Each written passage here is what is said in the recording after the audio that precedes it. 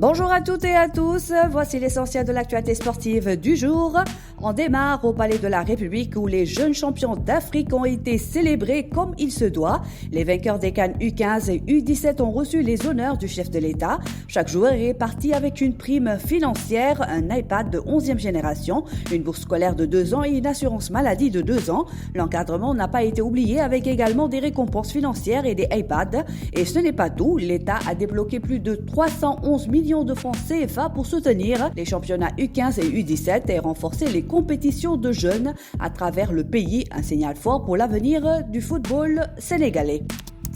Pendant ce temps, les Lions poursuivent leur préparation pour la CAN féminine 2026. Après une première défaite, les Sénégalaises ont de nouveau été battues par le Nigeria ce lundi à Iken sur le score de 3-0. Deux tests difficiles mais précieux face à l'une des meilleures sélections du continent à quelques semaines du rendez-vous continental au Maroc.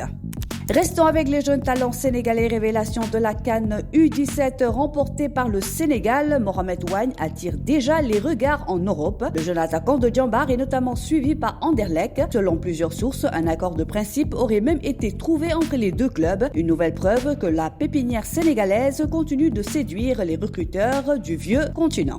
Du côté de l'escrime, le Sénégal revient d'Abidjan avec le sourire. Les Lions ont terminé leur participation au championnat d'Afrique senior avec un total de 4 médailles, confirmant les progrès constants de la discipline sur la scène continentale. Et on termine dans l'arène où la saison prochaine promet déjà des étincelles. À peine la victoire de Reug contre Boyan de digérer que Bandiaï a lâché une véritable bombe. Ama Baldé contre Reug, c'est en route. Une affiche qui vient s'ajouter au très attendu Balla Gaye 2 contre Adafas et au Sathies contre Siteu. Autant dire que les amateurs de lutte peuvent déjà commencer le compte à rebours. La saison prochaine s'annonce explosif. C'est la fin de votre revue sportive. Merci de votre fidélité et à demain pour un nouveau tour de l'actualité sportive.